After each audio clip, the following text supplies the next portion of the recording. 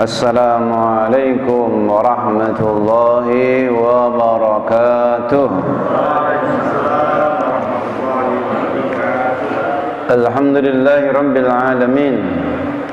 Alhamdulillahilladzi anzala al-Qur'ana fi shahri Ramadan liyutahhira al-quluba wa yurshida an-nasa ila al-aqaidi as-sahihah wa ila al-ulumi an-nafi'ah wa ila al-akhlaqi al-fadilah alladhi tasmu bil fardi wal mujtama' ila al-makanati al-'izzah wal karamah.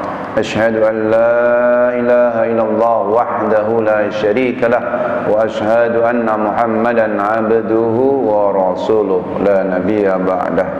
Allahumma salli wa sallim wa barik ala sayyidina Muhammad wa ala alihi wa ashabihi ajma'in. Amma ba'du. Hadratul mukarramin, para alim, ulama, para asatid, para hujat, pengurus DKM Masjid Az-Zahra, Pengurus Yayasan, Bapak, Ibu, jemaah salat subuh yang mulia dan dimuliakan Allah Subhanahu wa taala. Bersyukur kita kepada Allah yang menghimpun kita pagi hari ini. Allah kumpulkan kita di majelis yang mulia dalam keadaan sehat walafiat, sehat lahirnya dan sehat batinnya, seimun seimat, dalam keadaan berpuasa, beribadah, sholat di majelis ilmu. Semoga Allah yang Maha Agung menerima segala amal kebaikan kita, mengampuni semua dosa-dosa kita, menjadikan hari-hari kita menjadi bekal pulangan kita menghadap Allah dalam keadaan husnul khatimah. Salawat dan salam semoga terlimpahkan ke hadirat junjungan baginda Nabi Muhammad sallallahu alaihi wasallam, Nabi yang sangat mencintai dan menyayangi umatnya, melebihi nabi yang lain cinta dan sayang terhadap umatnya. Bahkan yang beliau inginkan adalah supaya semua umat ini menjadi ahlul jannah. Ketika turun wahyu, wala sawfa yu'tika rabbuka fatarda, kelak Tuhanmu akan berikan nikmat kepadamu sampai kamu ridho. Nabi hanya berseru, ya Rabbi idzan lan arda wa wahidun ummati finnar. Kalau begitu aku tidak akan ridho kalau ada satu saja dari umatku masuk api neraka. Kalau yang menyakitin Nabi, yang melemparin Nabi dengan batu dan kotoran saja didoain Nabi, Allahumma ighfir lahum warhamhum wahdihim fa innahum la ya'lamun. Ya Allah, ampuni mereka, rahmati mereka, berikan hidayah pada mereka penduduk Taif. Mereka tidak tahu ya Allah, sayangi mereka, ampuni mereka. Bagaimana terhadap umat yang sudah ke masjid, yang sudah puasa, tentu doanya akan lebih dahsyat lagi. Maka beliau merindukan kita umat akhir zaman ini. Wa inni la astaqi ila iwani wa ahbabi, aku benar-benar rindu kepada saudaraku dan kekasihku. Awalaysan nahnu ihwanukum ya Rasulullah. Sahabat yang hadir bertanya, bukanlah kami juga saudaramu ya Rasul? Antum ashabi, kalian sahabatku.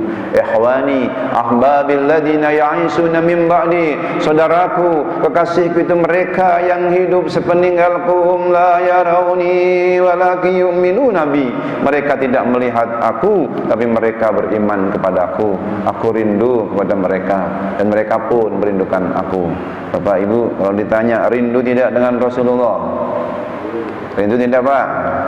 Kita sampaikan salam rindu kita dengan berselawat kepadanya. Innama tu'radu salatakum alayya, salawatmu disampaikan kepadaku. Wa aradu salam, dan aku jawab salawat salam itu.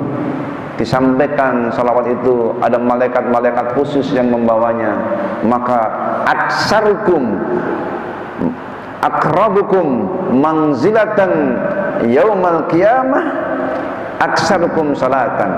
Jadi yang paling dekat di antara kalian kedudukannya di sisiku, indi aksarukum salatan, yang paling banyak sholawatnya. Jadi sholawat banyak-banyakan itu bukan bid'ah, itu sunnah. aksarukum salatan, di antara kalian yang paling banyak selawatnya. Selain ada riwayat yang paling bagus akidahnya, yang paling bagus akhlaknya, tapi ada satu riwayat ini aksarukum salatan, yang paling banyak selawatnya. Dan ini tidak susah, ini mudah. Kita berselawat bersama, semoga kita semuanya termasuk yang dekat dengan baginda Nabi Muhammad sallallahu alaihi wasallam.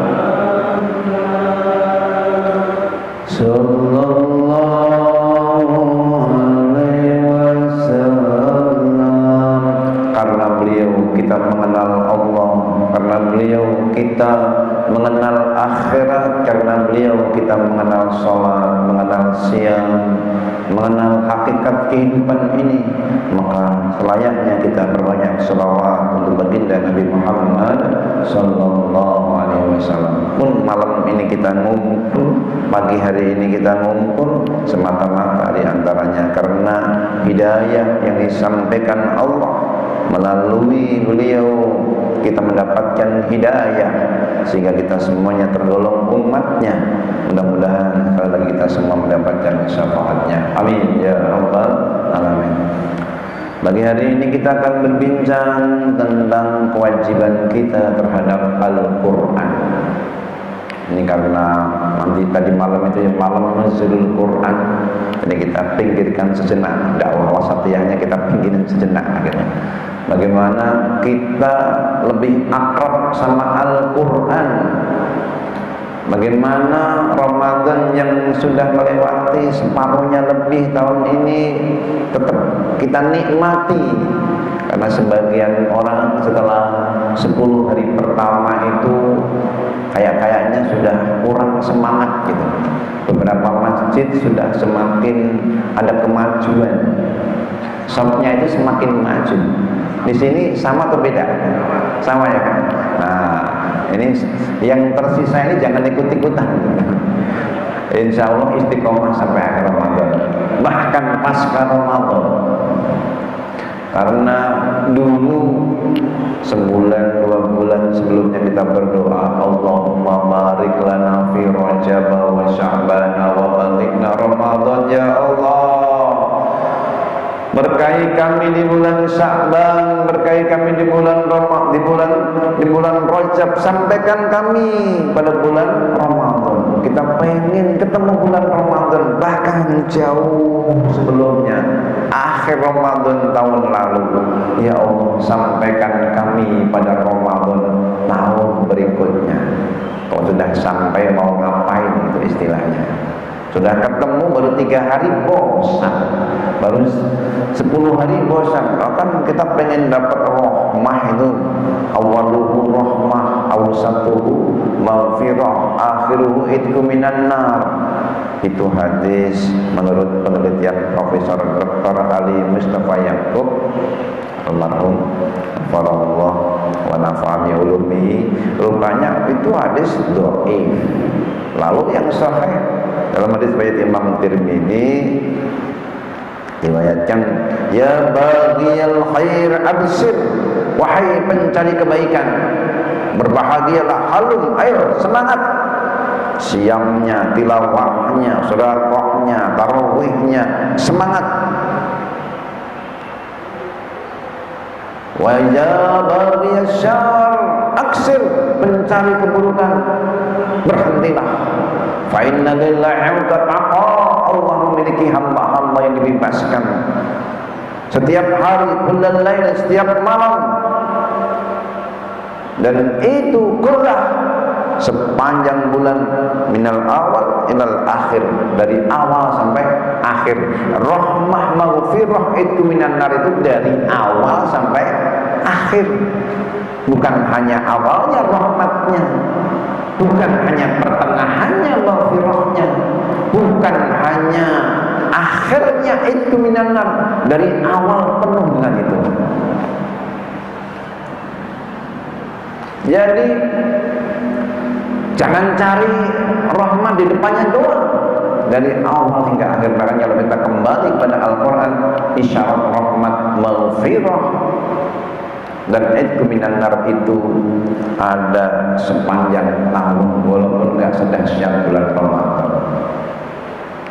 Inna rahmatallahi qaribun minal muhsinin. Sesungguhnya rahmat Allah sangat dekat sama orang-orang yang berbuat baik. Kebaikan manapun membuat kita qarib minallah, dekat dengan Allah.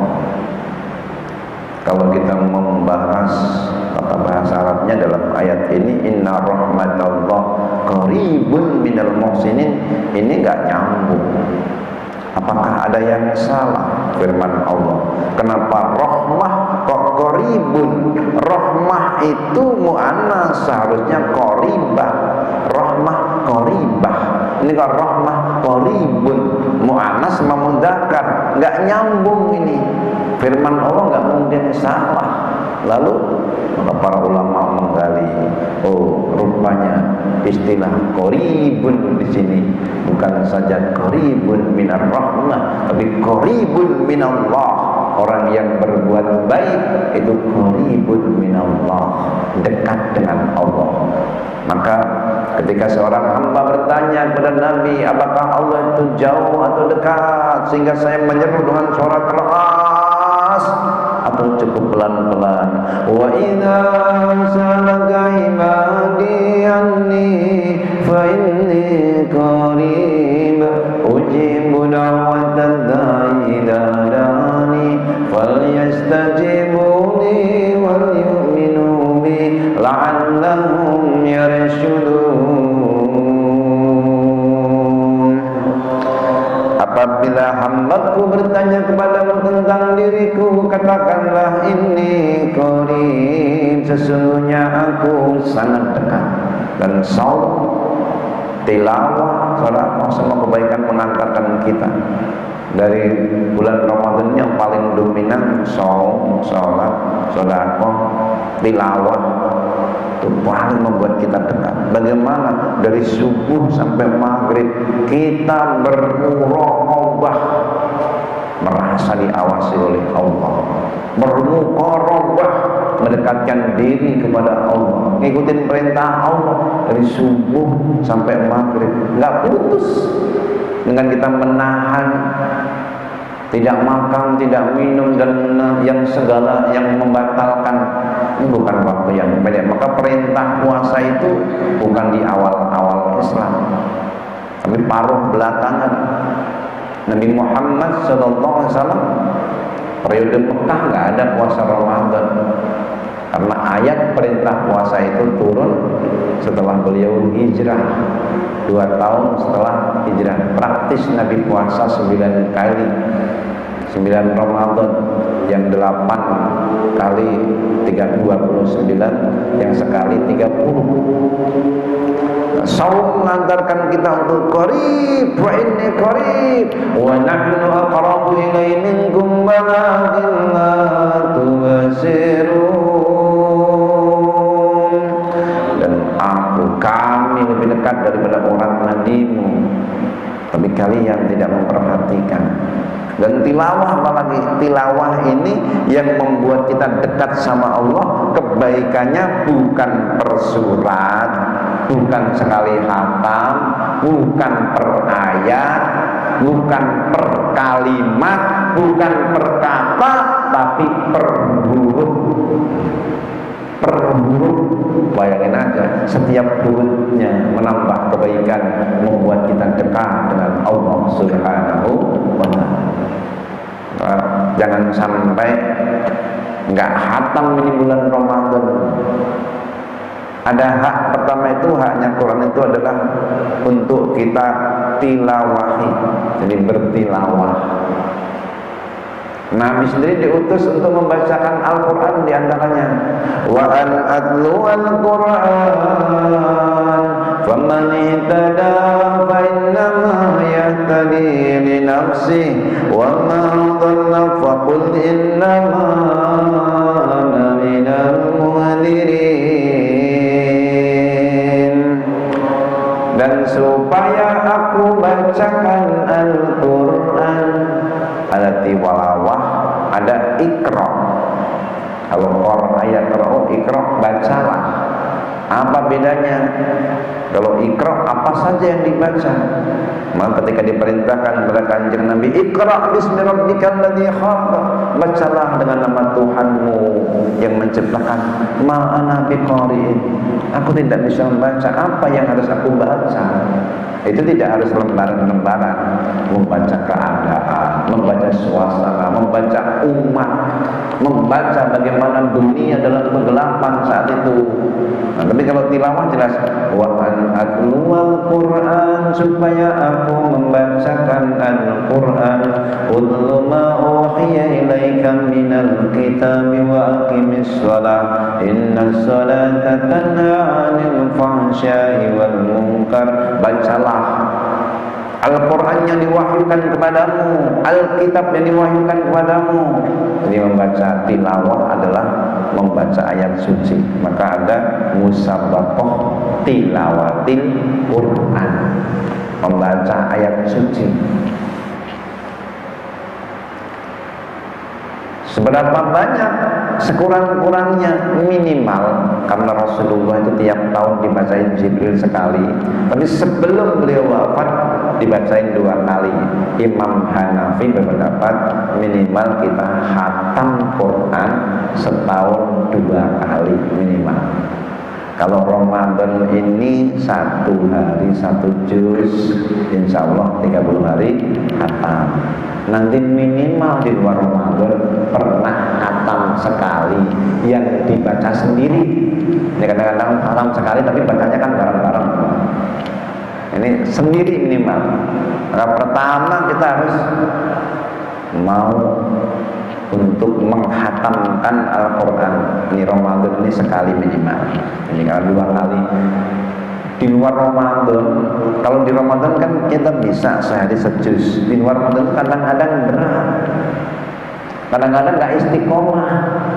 Betul-betul. Ramadan ini enteng aja tuh, 1 juz itu 20 menit, setengah jam selesai. Di luar Ramadan kenapa kok susah, nggak istiqomah? Kita bisa sampai syuruk setiap hari ketika Ramadan. Sampai suruh nunggu kita. Orang-orang umroh ke Mekah, biarin kita umrohnya di Azahra. Haji dan umroh, kalau kita ini zikir sampai suruh, ngaji sampai suruh, itu pahalanya haji dan umroh tamah. Hadis riwayat Imam Tirmidzi, derajatnya hasan, sempurna. Dan dapat diamalkan derajat hadis yang hasan. Maka orang-orang sudah ngerti, nggak mau pulang habis sholat subuh nanti zikir.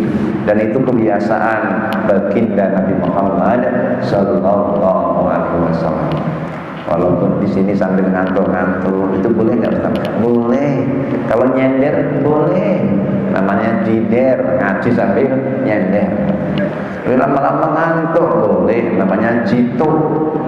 Kalau tidur ya boleh jidur, ngaji sambil tidur. Maka kalau mau tidur semua boleh, saya nanti pulang ngaji sambil tidur. Kalau ketiduran boleh, tapi kalau diniatin bismika Allahumma bismika ampun, itu nggak boleh. Boleh, tapi kalau baru datang dia nyender lalu niatin tidur, nggak boleh. Riwayatnya kalau kamu ngantuk lagi Jumatan suruh pindah untuk ngilangin ngantuk. Saya denger nih seorang yang ngomong, tidurnya nanti aja lah pas khotib naik mimbar. Ini malam-malam begadang, jadi dia niatin tidurnya besok aja pas khotib naik mimbar. Nah, ini nggak bener nih. Jadi niatin nggak bener. Kenapa? Diniatin. Jadi nggak bener. Kembali lagi. Jadi ketika kita telah mengenal Al-Quran, yang pertama kali kita lakukan adalah tilawah Al-Quran. Ini disebutkan wa an atlu Al-Quran, supaya kamu bacakan Quran. Kalau Nabi bacain buat umat, bacain cuma buat istrinya. Jadi Nabi itu betapa mesranya. Aisyah lagi datang bulan, Nabi pun menyandarkan kepalanya di paha Aisyah sambil baca Quran. Jadi yang istrinya datang bulan nggak harus dijauhi seperti orang Yahudi jauh. Tetap dalam arti kalau sekedar memegang, sekedar nyender itu boleh. Bahkan Nabi nyender Aisyah sambil baca Quran, sambil ngulang bacaan Qurannya. Begitu. Para istri kalau disandarin suaminya ya mau gitu. Ini wujud untuk wa'an atlual Quran dalam rangka membacakan Al-Quran terhadap anak-anak kita mau tidur. Saya ajarin anak-anak itu, ya, kita bacain Fatihah kalau masih kecil, kalau udah gede bacain yang mungkin surat-surat lebih panjang. Wa'an atlual Quran, bacakan Al-Quran. Rabbana wa basfim rasulam minhum yatlu alaihim ayatika wa yu'allimuhumul kitab wa yu'allimuhumul kitab wal hikmata wa yuzakkihim innaka antal azizul hakim. Al-Baqarah 129. Ini doa Nabi Ibrahim. Ya Tuhan kami, utuslah kepada mereka umatku, anak cucuku di Mekah Al-Mukarramah ini, Rasulan minhum, seorang Rasul. Nabi Muhammad buah dari doa Nabi Ibrahim. Setelah banyak anak cucu keturunan dari Ismail, muncul Rasulan minhum, seorang Rasul dari mereka. Apa tugasnya? Yatslu alaihim ayatika, yang membacakan ayat-ayatmu. Dan ini tugas kerasulan, tugas seorang ayah kepada anak, suami, kepada istri, dai kepada makmu, guru kepada murid. Wa an atlul Quran yatlu alaihim ayatika wa yu'allimuhumul kitab, dan mengajarkan Alkitab wal hikmah wa yuzakkihim, lalu mentazkiyah mereka, mensucikan dari akhlak madmumah ke akhlak mahmudah, dari akhlak sayyi'ah ke akhlak karimah. Innaka antal azizul hakim, sesungguhnya engkau maha perkasa lagi maha bijaksana. Faman ihtada fa innama yahtadi li nafsi, barang siapa yang mendapatkan hidayah setelah membaca Al-Quran, ini baik mukmin maupun kafir, orang beriman, orang bertakwa, baca Quran tambah hidayah. Karena Al-Quran sendiri menyampaikan alif lam mim dzalikal kitabul la raiba fihi hudal lil muttaqin. Tapi bukan hanya muttaqin, yang kafir pun dapat. Kenapa? Ada ayat yang lain. Syahrul Ramadan alladzi unzila fihi al-Qur'an hudan linnasi wa bayyinatin minal huda wal furqan. Bulan Ramadan, bulan di mana Allah turunkan Al-Quran. Hudan linnas, dia juga sebagai hidayah bagi manusia umum. Kalau mutakin khusus, annas umum, orang kafir baca Quran dapat hidayah. Dr. Maurice Bucaille, dia salah satu dokter ahli bedah yang diajak Napoleon Bonaparte ke Mesir. Dia temukan jasadnya Fir'aun. Dia bedah, ada zat garamnya di perutnya. Wal yauma nunajjika bi badanika litakuna liman khalfaka ayah. Hari ini ku selamatkan jasadmu Fir'aun, cuman badannya yang selamat, rohnya enggak selamat. Ada misalkan bi badanika, badan bukan selamatkan, jasadmu. Litakuna liman khalfaka ayah, supaya menjadi ayat, tanda-tanda kekuasaan Allah. Di hari kemudian hari nanti ada orang memahami, mengerti beginilah orang yang berbuat durjana. Kisah Fir'aun diabadikan sampai hari ini. Maka diam-diam Profesor Dr. Maurice Bucaille pun bersyahadat, asyhadu an la ilaha illallah wa asyhadu anna Muhammadar Rasulullah. Orang kafir pun dapat hidayah. Orang yang bertahun-tahun sampai kurang lebih 20 tahun yang dia mengarungi lautan, diabadikan dalam acara televisi Discovery, itu setelah 20 tahun menyelam mengarungi lautan, di lautan Mediterania disebutkan ditemukan air tawar, air asin tidak bercampur, terpisah, ikannya beda, jenis plankton-planktonnya beda, airnya juga beda. Dia baca surah Ar-Rahman ayat 19-20. Marajal bahraini yaltaqiyan bainahuma barzakhun la yabghiyan fabi ayyi ala'i rabbikuma tukadziban. Dua lautan yang berjalan, yaltaqiyan saling bertemu, yaltaqiyan bainahuma barzakhun la yabghiyan, antara keduanya ada pemisah, tidak saling melampaui. Ikan sini enggak ke sini, ikan sini enggak ke sini, udah sini tawar, sini asin, enggak saling melampaui. Nabi Muhammad tahu dari mana, Al-Quran seperti ini ngerti dari mana.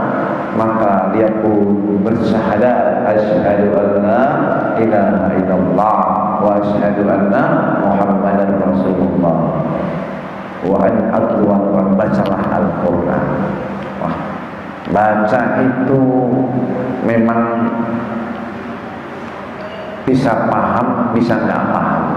Dan pahala yang disiapkan Allah itu baik paham maupun nggak paham. Nabi nggak kasih catatan asal kamu paham pahalanya, enggak.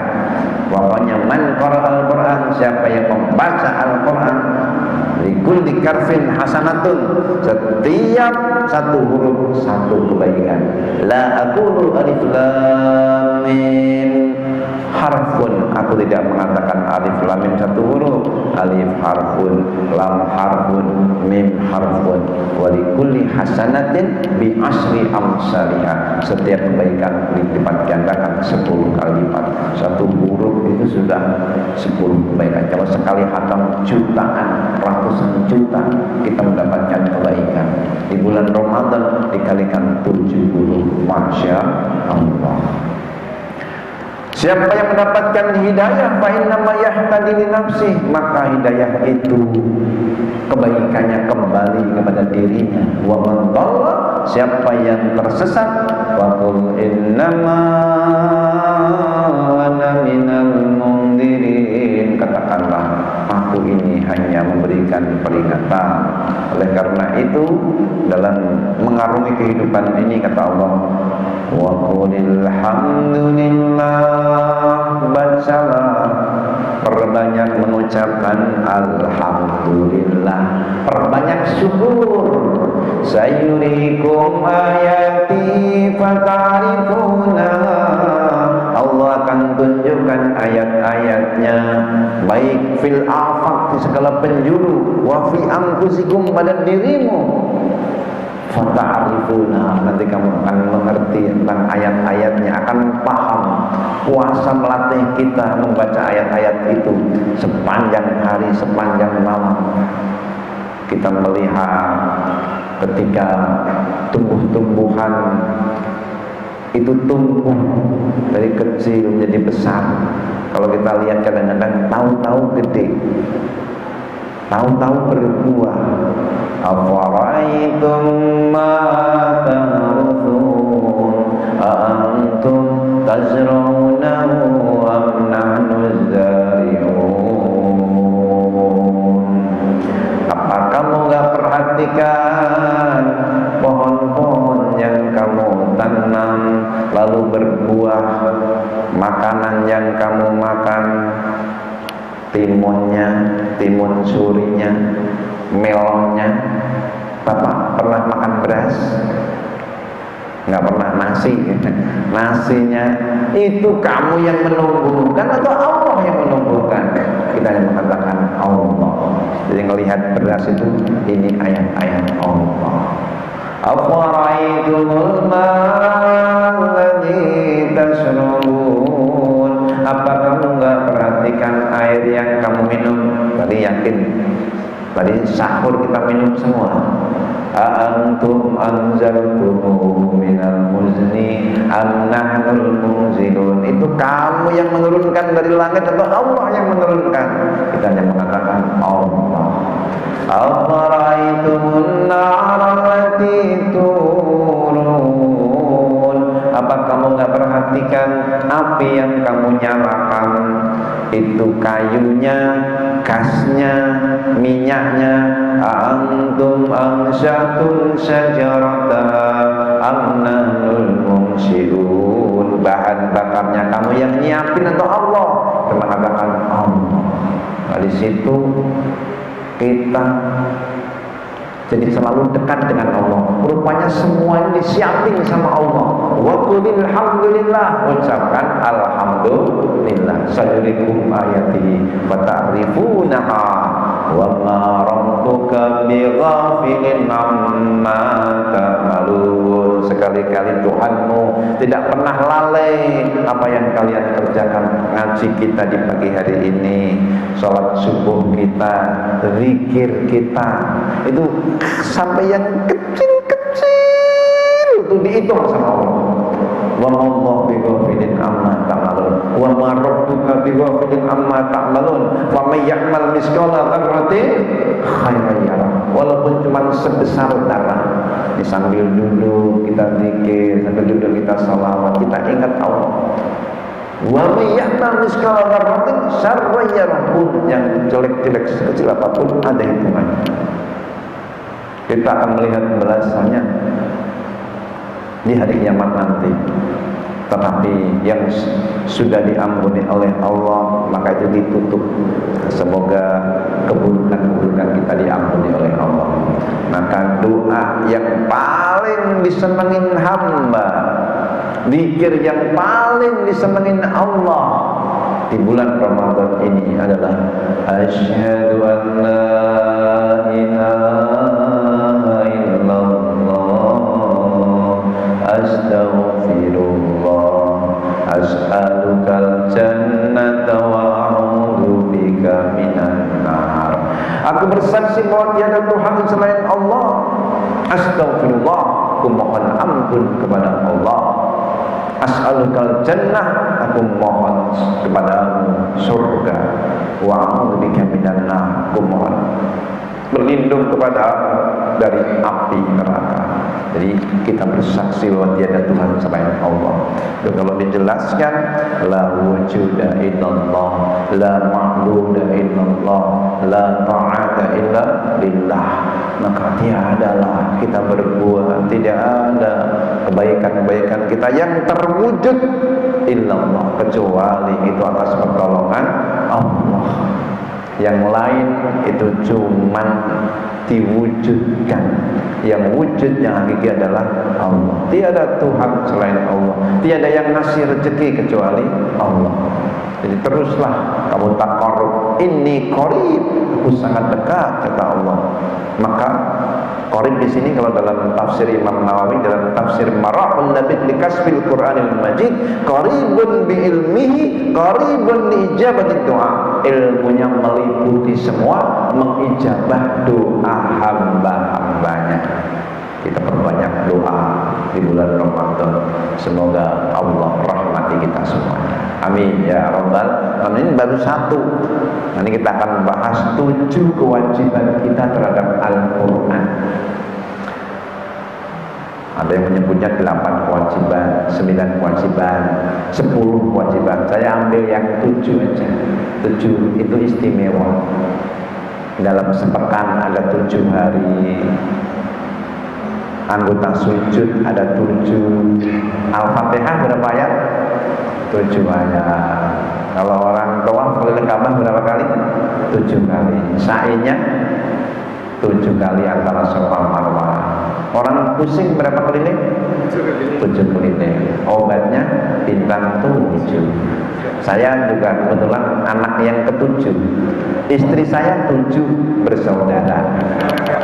7 bersaudara. Anak saya 7. Saya lahir tahun 77.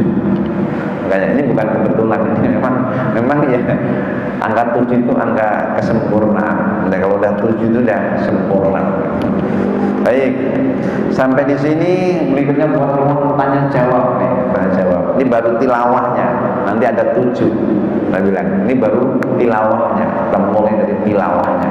Kalau ada yang mau nanya atau mau sharing boleh, biar nggak satu arah, biar 2 arah. Ayo, yang nanya monggo. Sebelum saya lanjutkan. Ustaz, tadi yang soal pada saat Rasulullah baca Quran sambil nyender. Ya. Kalau misalkan kita baca, itu pasti Rasulullah hafal ya. Ya. Kita pakai nggak begini kan? Nah, nggak, ya. Kadang-kadang kan tiduran sambil baca begitu, apakah itu sopan apa gimana ya? Maksudnya boleh nggak sih? Gitu kan? Nabi nyandar di paha, boleh jadi sambil tiduran, boleh jadi tiduran begini sambil baca Quran.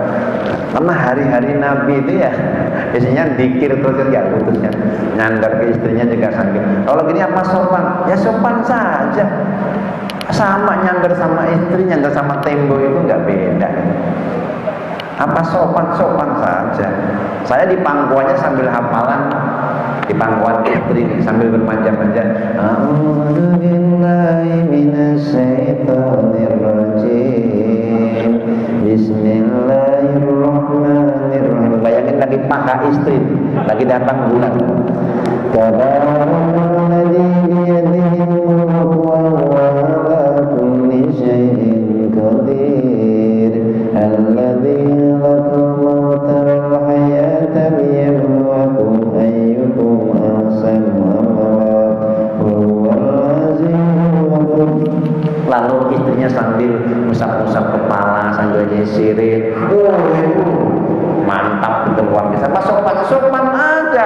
Dulu awalnya Aisyah menghindar, aku lagi haid ya Rasul. Yang haid kan bukan ini, pahanya nggak haid, yang haid kan itunya. Nah, jadi yang lain tetap suci, tangannya suci, kakinya suci, cuman itunya. Yang nggak boleh cuman itu aja, cuman bercampur doang. Mau tiduran, makan bareng, bahkan Aisyah itu meriwayatkan, aku lagi datang bulan, Rasulullah makan bareng aku. Itu yang digigit Nabi, dagingnya itu yang bekas gigitanku. Lalu Nabi minum, itu gelasnya, itu yang diminum bekas bibirku, yang bekas bibirnya Aisyah itu loh. Jadi kalau ini di sini kan sambil minum begitu, diputer dulu. Nah, romantisnya Nabi itu kayak apa itu? Padahal lagi haid itu. Ini enggak lagi haid aja jauh-jauhan. Lagi haid itu nyandar baca Quran. Dan itu dilakukan oleh Nabi gitu. Sampai tidur bareng tapi nggak bercampur, cuma tidur bareng aja. Tutup bagian itu, ikat itu, satu selimut. Oh, itu loh semua. Kalau orang Yahudi nggak, orang Yahudi makannya pisah karena haid. Budaya orang Yahudi tidurnya pisah. Kalau ini nggak tidur bareng, cuman diikat bagian sini. Dari atas paha sini sampai bawah pusat di halalan thayyiban. Lagi puasa jangan. Ini maksudnya nanti malam nggak apa-apa kalau itu gitu. Jadi baca dalam tafsir Ibnu Katsir itu ada. Sebenarnya kita itu kadang-kadang beragama susah karena nggak tahu gitu. Tapi kalau tahu, rupanya dalam keadaan haid pun bisa bermesraan sambil beribadah gitu. Mungkin demikian. Jadi sopan aja. Baca Quran di bis begini, sopan aja. Dulu Quran kan belum begini, digotong-gotong, ada yang di kayu, dilempeng-lempeng.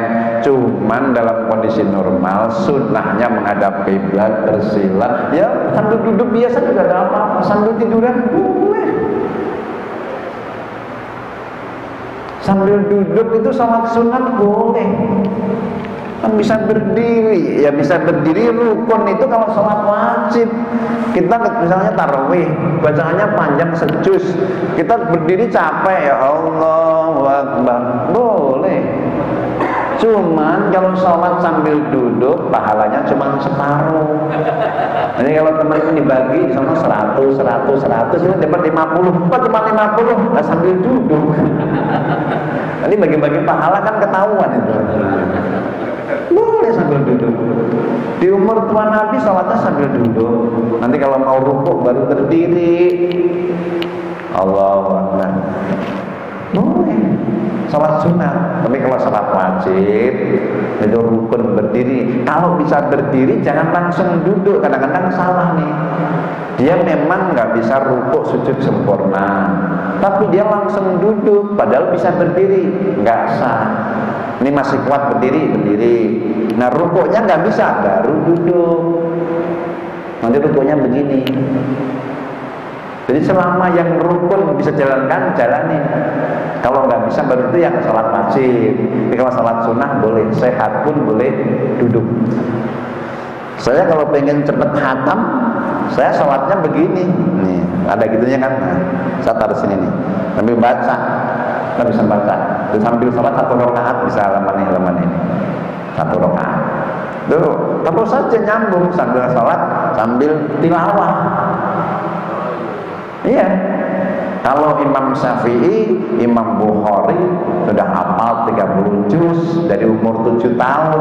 Makanya semalam hatam sekali, siang hatam sekali.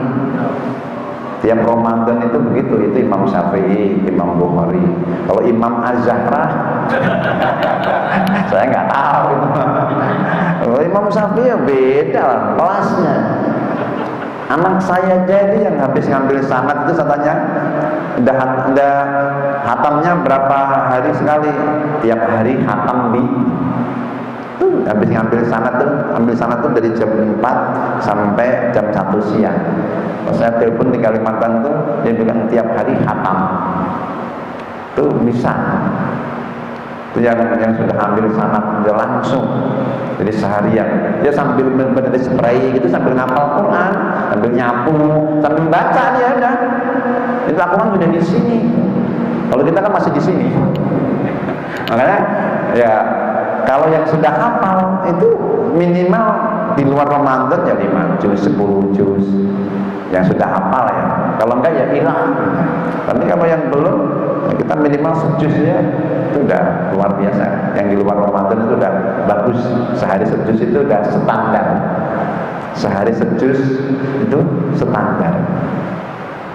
Kalau kita masih kurang berarti masih di bawah standar. Walaupun Islam kita sudah lama, tapi kadang-kadang dalam hal ini belum standar.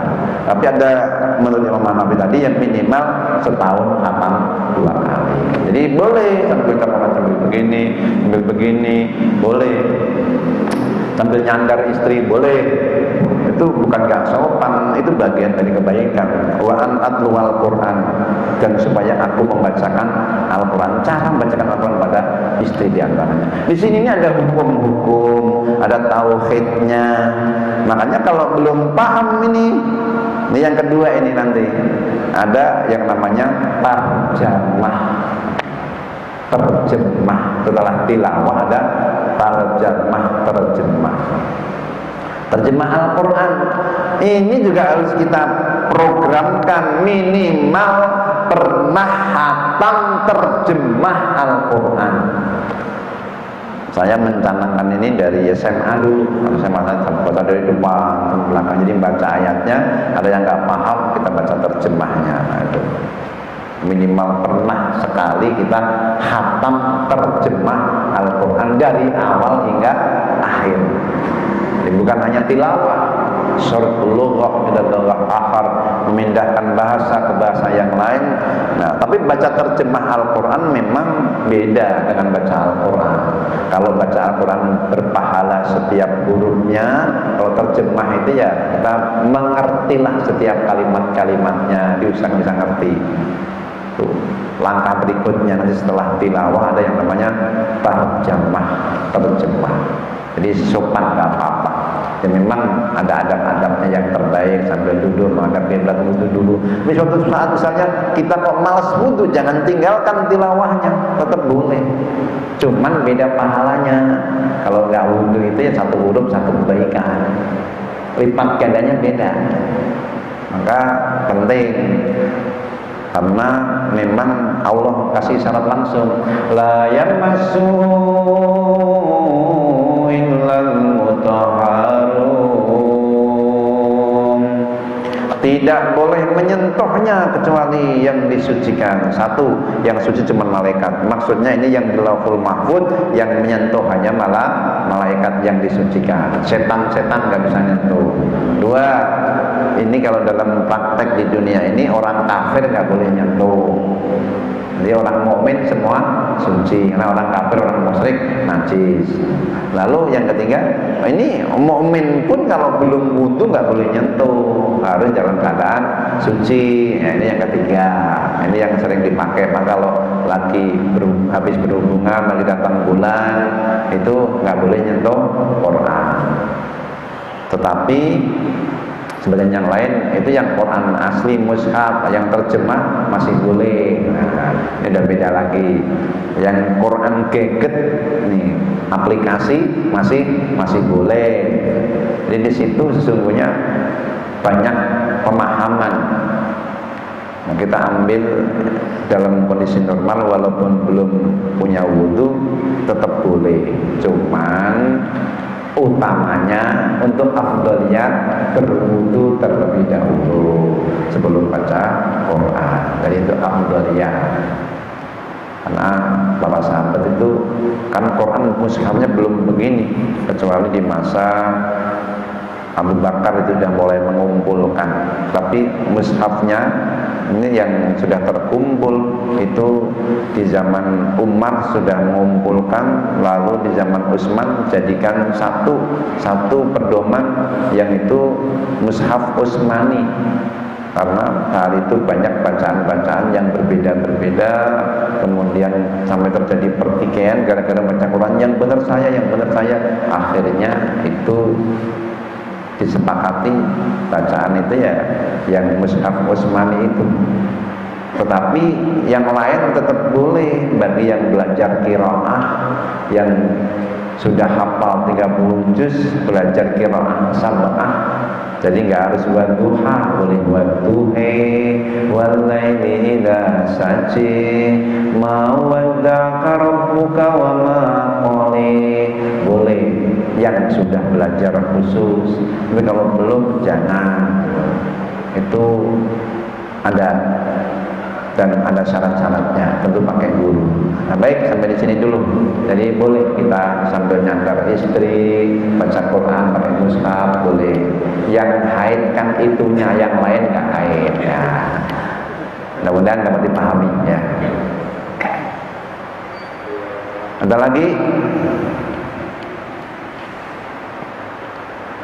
Jelas, Pak. Sudah jelas? Oh, sudah jelas kan? Sudah suruh belum nih? 5 sudutnya ya. Ya kalau sudah nanti sisanya insya Allah kita bahas pekan depan ya. Insya Allah setelah kewajiban tilawah tarjamah masih ada 5 lagi tuh. Itu kan yang tadi antum jelaskan manakala Rasulullah bersandar di para istri beliau yang kondisi haid itu mungkin nanti bisa ini antum hadisnya.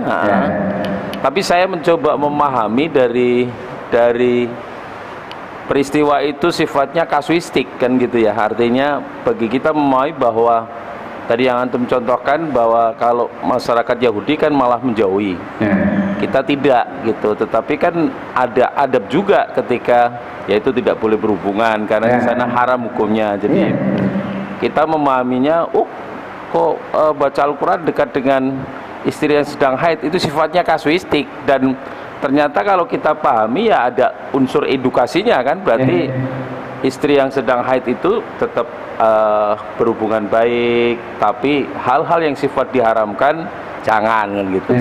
Jadi untuk memperkuat keyakinan kita, mohon berkenan nanti pertemuan berikutnya bisa hadis tentang itu, bahas tafsirnya ya. Nah, boleh juga sehingga kita nanti semakin yakin gitu ya.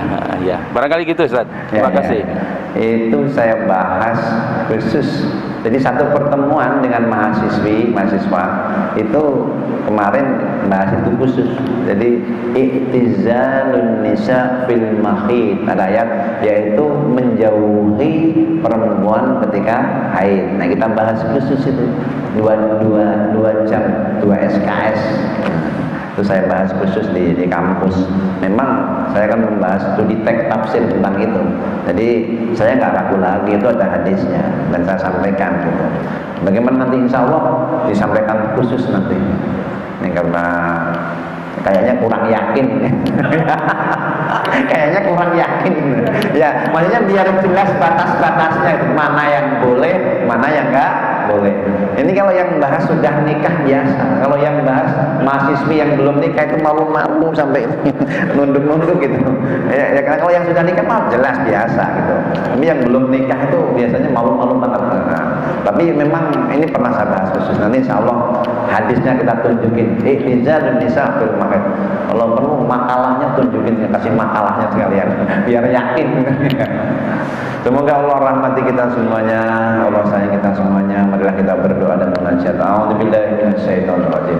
Bismillahirrahmanirrahim. Alhamdulillahirabbil alamin. Allahumma shalli ala sayyidina Muhammad wa ala alihi wa ashabihi ajmain. Ya Allah ya Karim, ya Rahman ya Rahim, ya Qawi ya Hakim, ya Dzal Jalali wal Ikram. Rabbana atina fid dunya hasanah fil akhirati hasanah wa qina adzabannar. Rabbana hab lana min ladunka dzurriyyatan thayyibah innaka sami'ud du'a. Rabbana ighfir lana wa liwalidayna warhamhum kama rabbawna shighara wal muslimin wal muslimat wal mu'minin wal mu'minat al ahya'i minhum wal amwat bi rahmatika ya arhamar rahimin.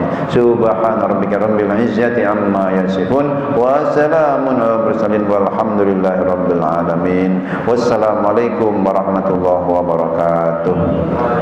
Sallallahu ala Muhammad sallallahu